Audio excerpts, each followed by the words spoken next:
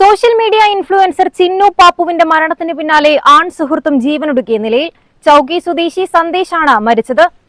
Social media influencer Chinnu Pappu എന്ന രേഷ്മയുടെ മരണം സംബന്ധിച്ച് പോലീസ് അന്വേഷണം ഊർജിതമാക്കിയതിന് പിന്നാലെ ആൺ സുഹൃത്തും ജീവനൊടുക്കിയ നിലയിൽ ചൌക്കി സ്വദേശി സന്ദേശിനെയാണ് കിടപ്പുമുറിയിൽ തൂങ്ങി മരിച്ച നിലയിൽ കണ്ടെത്തിയത്. കൂഡ്ലൂർ മന്നിപ്പാടിയിലെ വീട്ടിൽ കിടപ്പുമുറിയിൽ ഞായറാഴ്ച ഉച്ചയ്ക്ക് 2:30 മൃതദേഹം കാണപ്പെട്ടത്. തുടർന്ന് മൃതദേഹം ജനറൽ ആശുപത്രി മോർച്ചറിയിലേക്ക് മാറ്റി. ഫെബ്രുവരി 9 ഉച്ചയ്ക്കാണ് ആദൂർ ആലന്തടുക്ക സ്വദേശിനിയായ രേഷ്മയെ ആസാദ് നഗറിലെ വാടക ക്വാർട്ടേഴ്സിൽ ഫാനിൽ തൂങ്ങിയ നിലയിൽ കണ്ടത്.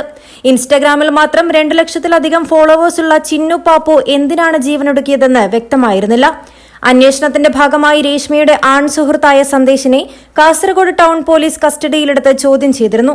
എന്നാൽ രേഷ്മ ആത്മഹത്യ ചെയ്യാൻ ഇടയാക്കിയ കാര്യം കണ്ടെത്താൻ കഴിഞ്ഞിരുന്നില്ല. രേഷ്മയുടെ മരണം സംബന്ധിച്ച് വിശദമായ അന്വേഷണം വേണമെന്ന ആവശ്യം ഉയർന്നിരുന്നു.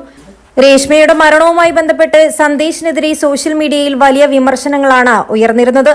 ഇതിലുള്ള മാനസിക വിഷമമായിരിക്കാം സന്ദേശിനെ ജീവനെടുക്കാൻ ഇടയാക്കിയതെന്ന് സംശയിക്കുന്നതായി സുഹൃത്തുക്കൾ പറയുന്നു. നാരായണ നായിക് സരോജ ദമ്പതികളുടെ മകനായ സന്ദേശ് പോലീസ് ജോലി ചെയ്തു വരികയായിരുന്നു. News 14 live Kasaragod. Kasaragod district cooperative hospital Kumbla 24 മണിക്കൂറും പ്രവർത്തിക്കുന്ന casualty, pharmacy, ICU, NICU, laboratory, digital x-ray, ultrasound scanning, ventilator, labour theatre തുടങ്ങിയ അത്യാധുനിക സൗകര്യങ്ങളോടെ